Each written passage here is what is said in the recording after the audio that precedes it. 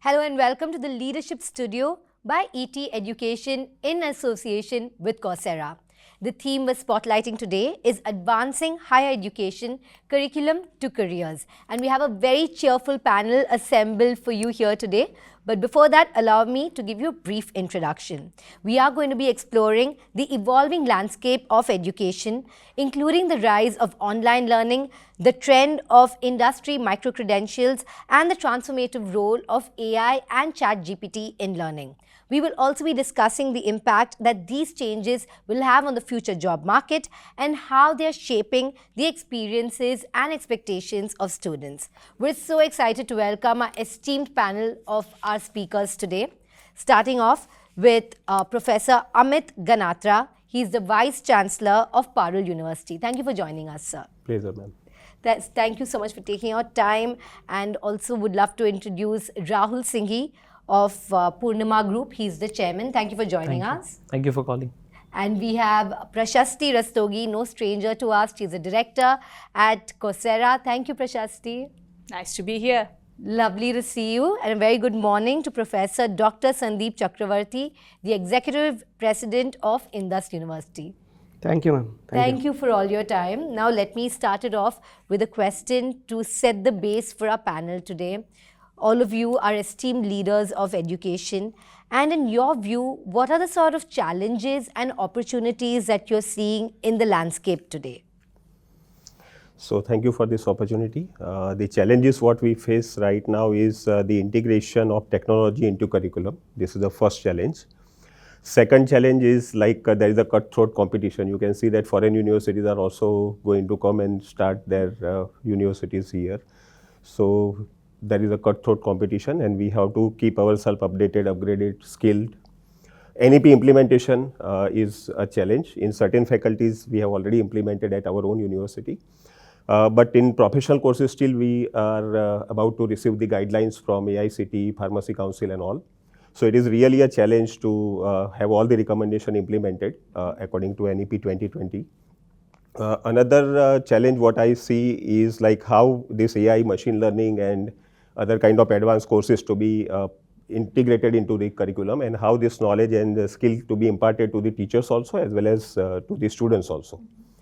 So these all are the challenges, and apart from this all challenges, how to bring student into class, because they are very much knowledgeable nowadays, because online platforms, alternative learning platforms are available. So all the teachers also have to remain updated, and this is a real challenge. Means their attention span also need to be enhanced. Teaching methodology need to be changed. So varieties of model need to be introduced, like flipped classroom based learning, collaborative learning, peer learning.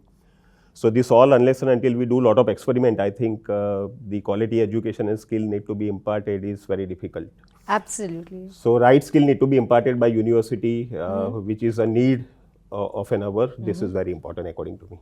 So the challenge of bringing students to classrooms, I'm sure, is centuries old, and it's interesting to see that teachers are still innovating to try and do the best for students. Rahul, would love to listen to the challenges that you are facing and also the sort of growth opportunities that you see in education.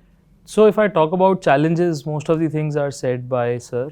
But still, there is a huge digital divide between the students. I mean, there are some students who are having a lot of technology and they are having good hardwares. At the same time, there are students who are unable to afford them. So there's a big digital divide is one of the challenges. Second challenge that I see is the reach of internet. When we go for hybrid learning and when we go in remote areas, the internet reach is very low. Though we have a 5G connection in the country, but still there are some pockets where the reach is not very good. And the third most important challenge which I see and which we regularly face is the attention span of students for online learning. It's very difficult for teachers to engage them on online learning modes. So the quality of content is the key factor which binds the student to the screen. So which is one of the major challenges. In terms of growth, there is a huge potential of hybrid education and online education, particularly because, as you see, it is much more affordable as compared to a traditional education. So there are a lot of growth opportunities, but I see there are a lot of growth opportunities in the education space. So if we tackle them on time and proactively, I think we'll overcome those. Absolutely. And on that hopeful note, let me go across to Dr. Chakravorty. Sir, what are the sort of trends that you are witnessing currently? So, mainly it has been covered. Let me take a bit back. You see, the higher education, if I see, it has gone a lot of transformation. It has been going a lot of transformation. It has gone a lot of transformation. We have witnessed a total transformation in the COVID age also. And we see that with all this particular technology coming up, the transformation is further adding to it. So NEP, if I see it from my perspective, is a greater advantage to meeting the requirement of the industry and all. So it is a greater leap, I would say. It's a student-centric approach that has come up, and it gives a lot of option to the students. It gives a lot of option to the career building of the students in terms of choosing the skill-based education, choosing the multi-facet mode of education. An individual have the option to explore a lot more. It also has the possibility of the online platform that has come up, which was I think explored quite in an exhaustive manner. We got to know about it during the COVID era, because we, prior to that, even we did not, as educators, we also were not much exposed at how that particular platform can be exhaustively used. But now with the online platform coming up, with the experts from different locations joining us, gone are those particular times when we used to wait for the experts to come to the campus with different domain knowledge, expertise with themselves, and then talk and interact with the students. Now it has become so easy.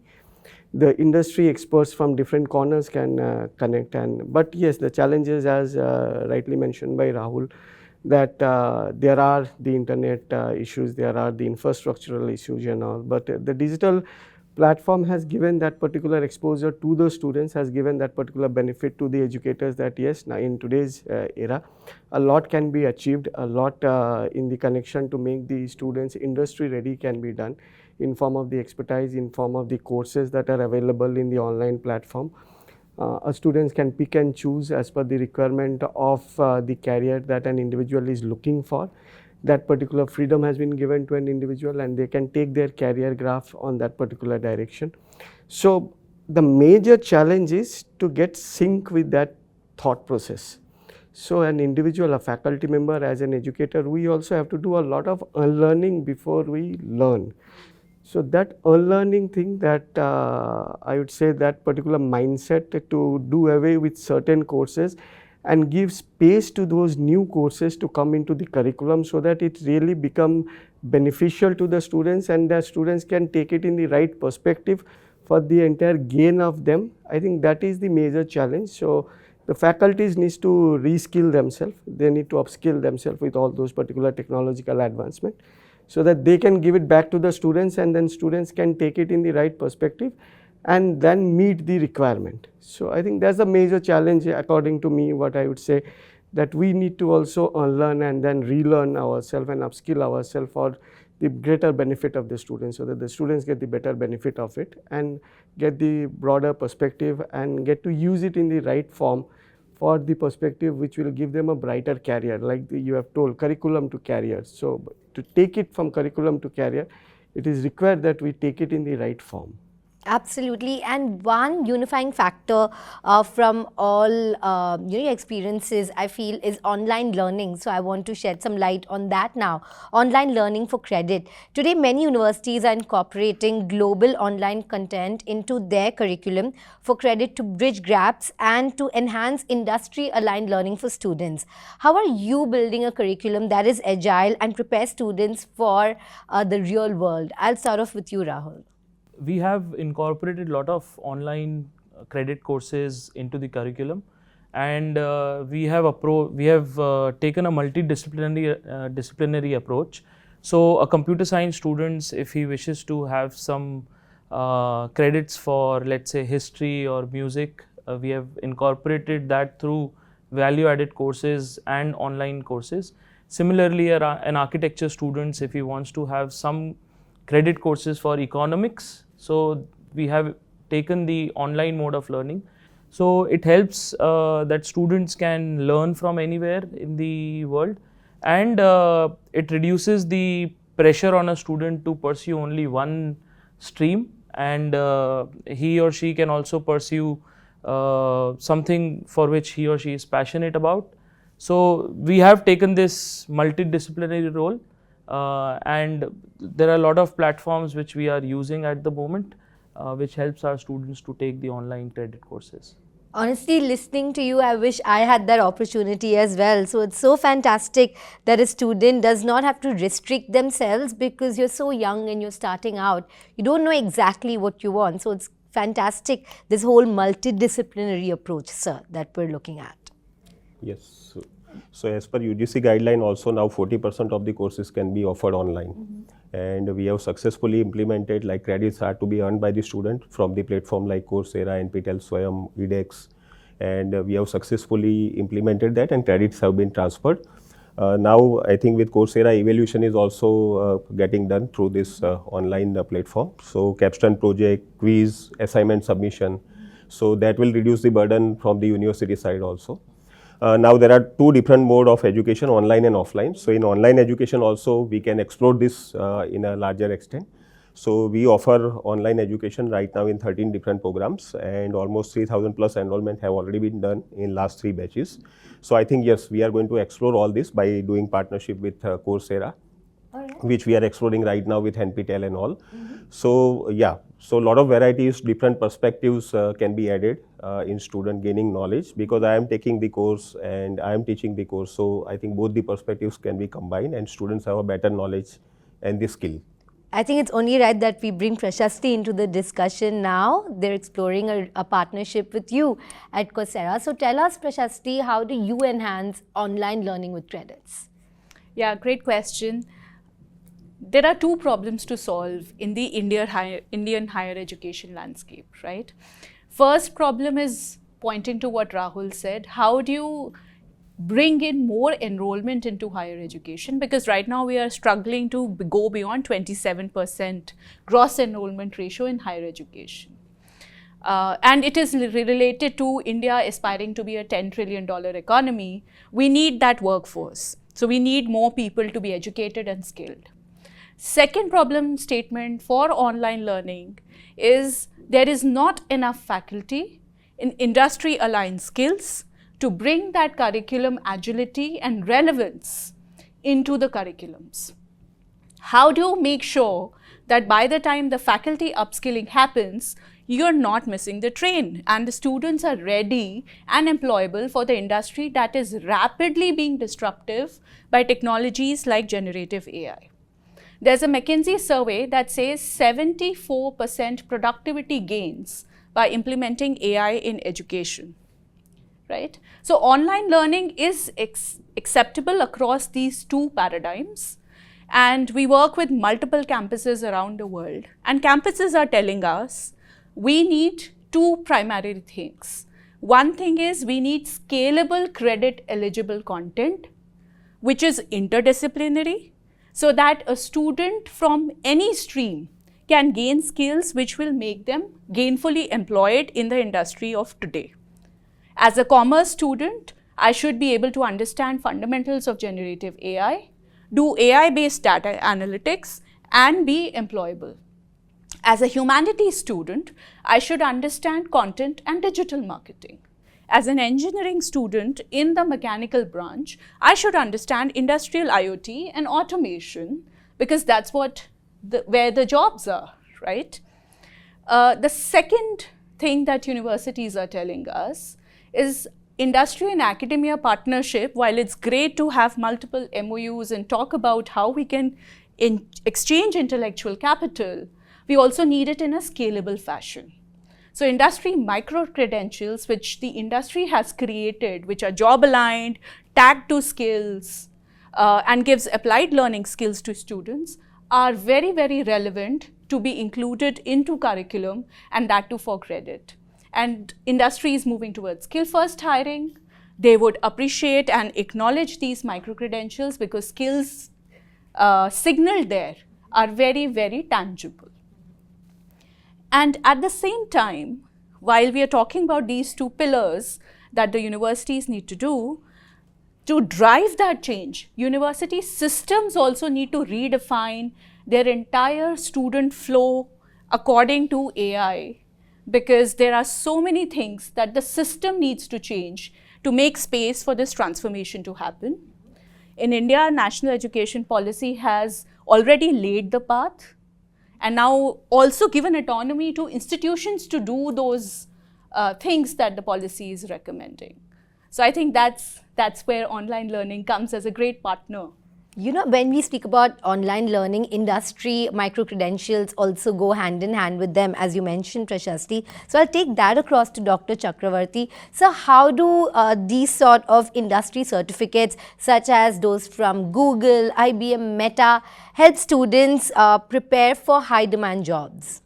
So, firstly, I would agree to whatever Prashasti madam has just told. So, look, online education to me as a person is not a supplement. It should be seen, it's not physical versus online or something like that. It needs to be seen adding to each other. So, as an university, an individual, when the individual is coming up after, let's say, the minimum qualification of 10+2 till the time we make them industry ready, there are a lot of things that is required for an industry ready individual to be made from the university, in terms of teamwork, in terms of knowing each other, in terms of knowing the different culture, being into the classroom, being into the, being in touch with the faculty members and all, doing certain projects and all.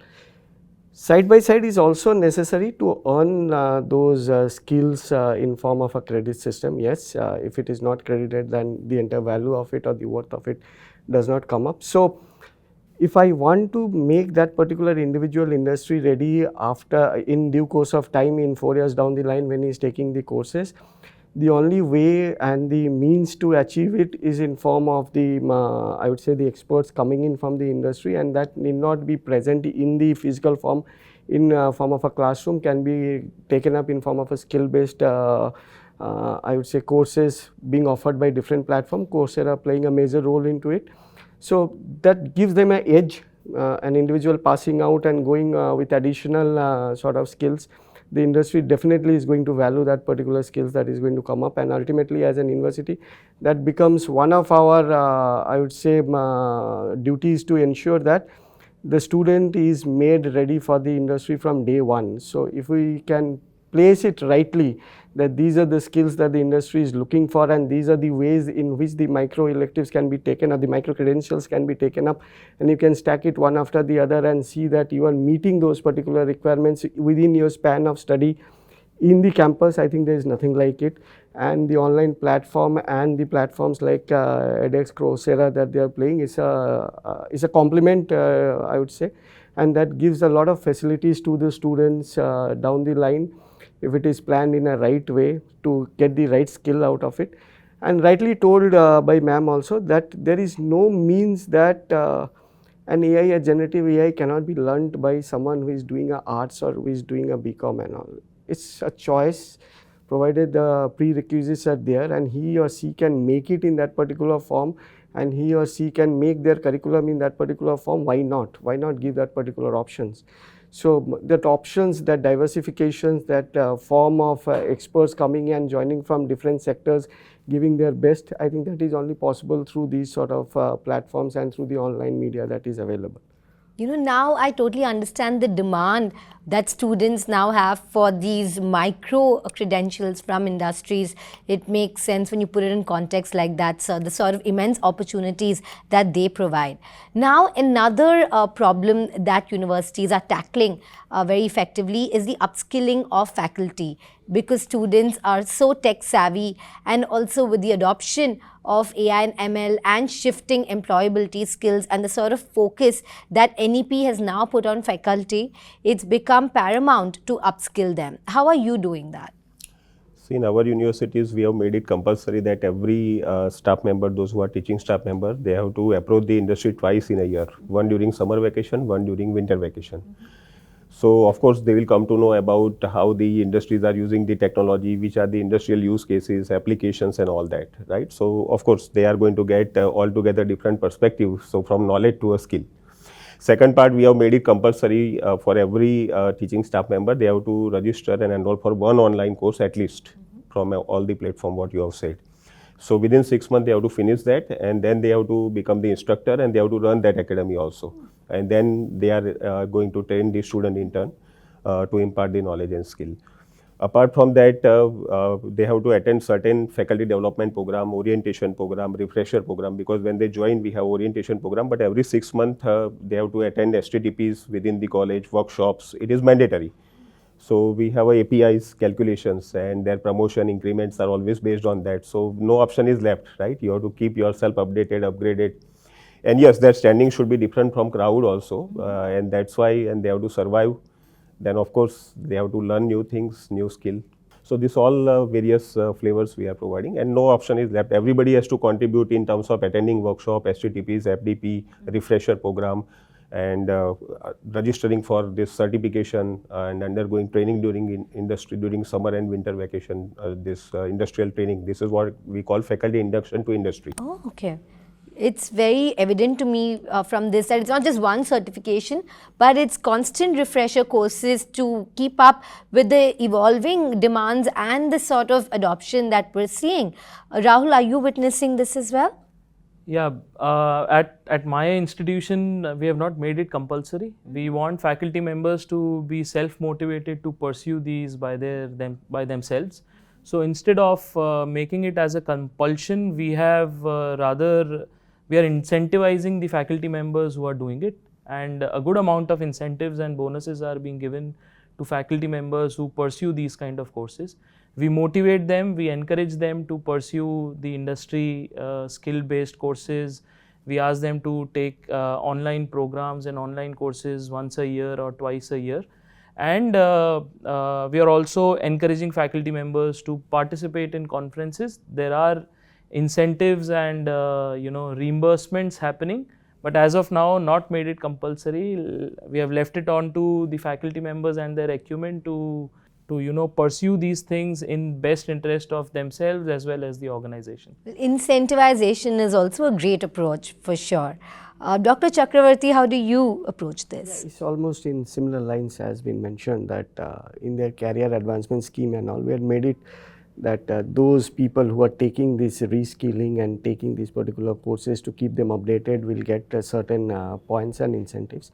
So I think there is no other way, because an individual has to learn these particular new skills, and the technological advancement can be made best use of if I as an individual faculty know, and then only I can take it down the line. So as sir has also told, we have made that provision that an individual during the semester breaks, they get attached to certain industries for a short span of a time. But yes, that's a challenge, because the industry also should have that space for taking them. So it's not a big in numbers, but in small groups that they can go and they can bring that knowledge back to their peer ones, and share some knowledge sharing sessions in form of whatever are the takers that they have got from the industry.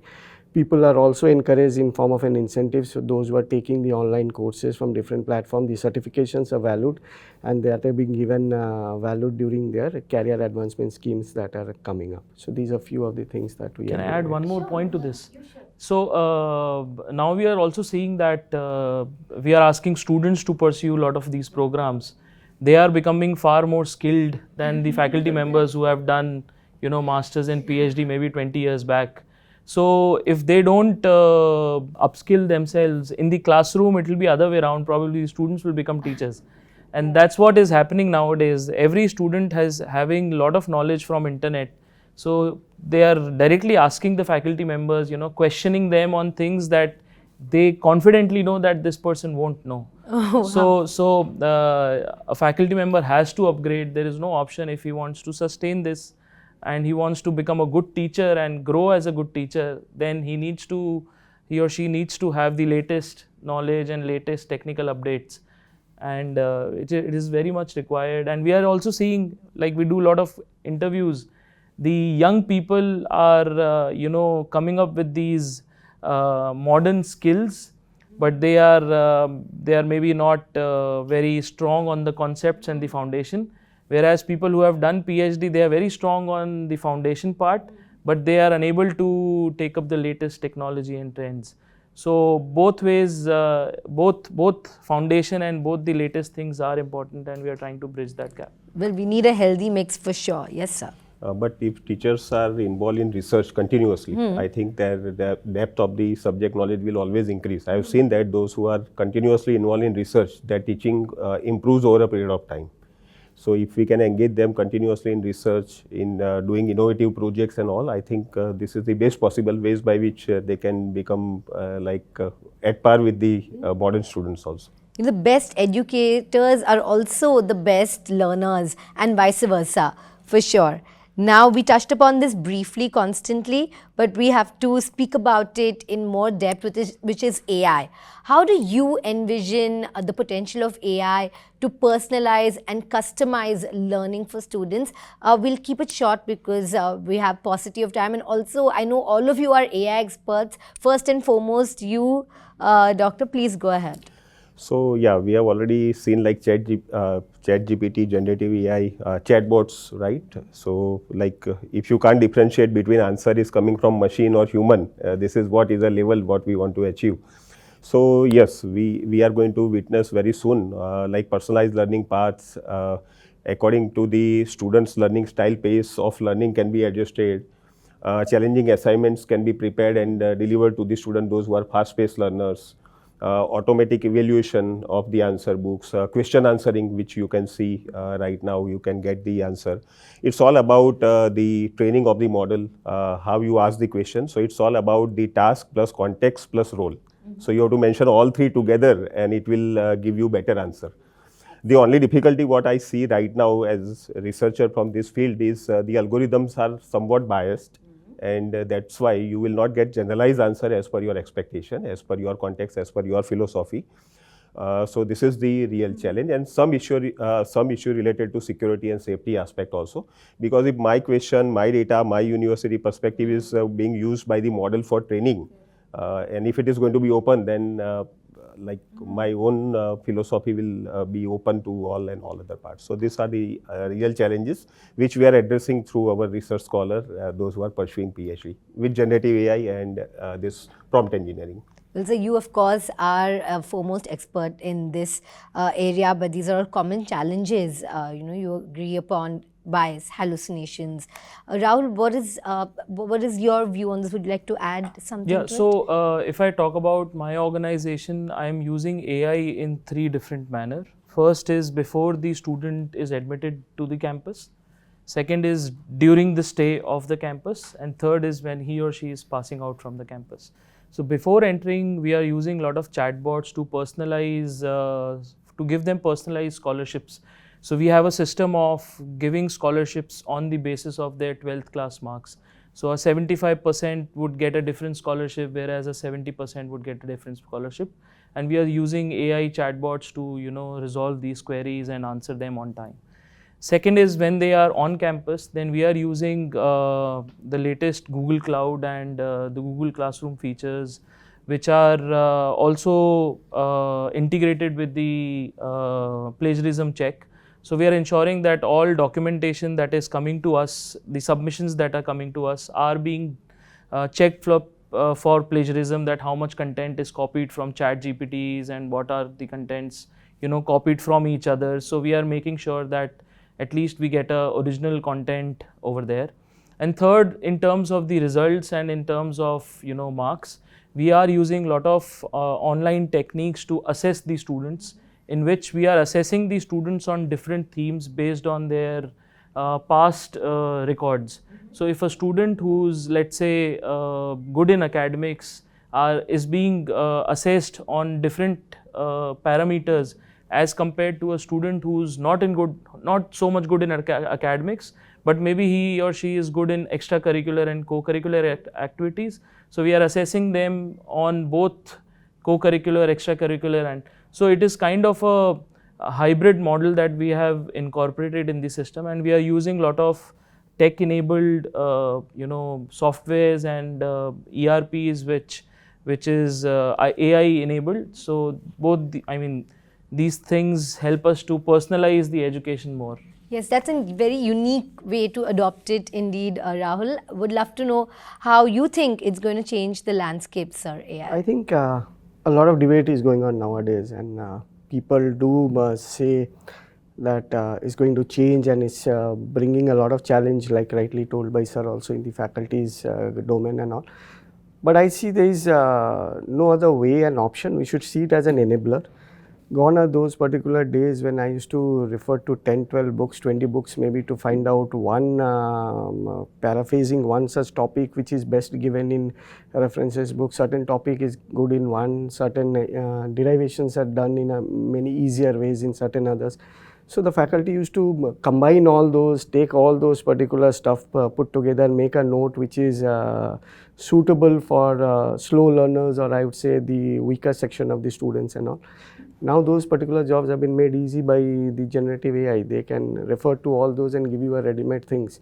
Yes, the only challenge that I would say is here is the academic integrity. If that could be met, if there is someone who could see an overview that the content and the resources or the sources which are being used for taking up these particular things are in the right form, I think then there is nothing like it. It's a great enabler for the teaching community, and we should use it in the right form to get the best benefit. And I think the students also get benefited, especially those particular students who are a bit slow on that. So they can refer to a multiple sections of it and see, and it's in a ready-made form that they get it. Just the thing is that we need to check and keep a balance on the academic integrity part of it. I think you know, if you are not using AI today, you are definitely left behind. So we have to view it as an enabler. We don't have an option. And Prashasti, I'll let you have the last word. Coursera is making some great advancements in GenAI. How do you see the sort of effect this could have for higher education? In 2016, Coursera co-founder Dr. Andrew said AI is the new electricity. You may use it, but you don't know how it works. India's AI mission, which came out this year, says we have to train 100 million people in AI skills because India is pegging to be the AI talent of the world. In education, there's a lot of discussion about generative AI being a threat. At Coursera, we did some innovations in generative AI, which has now gone on to become a Harvard Business School case study. And we solved exactly the problems that the professors here are talking about. We said, how can we build language inclusivity by using AI to faster translate courses on Coursera into languages that are spoken around the world? We launched about 4,000 courses in Hindi this year. And it was possible because machine translations came to our rescue. At a fraction of a cost, within 24 hours, we could switch the system on into Hindi. Second problem statement that we try to solve is how to give personalized AI-assisted learning to students anywhere, anytime. Coursera built Coursera Coach that sits on the platform, is grounded in expert content that is only Coursera verified. It will not go and scour the World Wide Web so that there's no misinformation.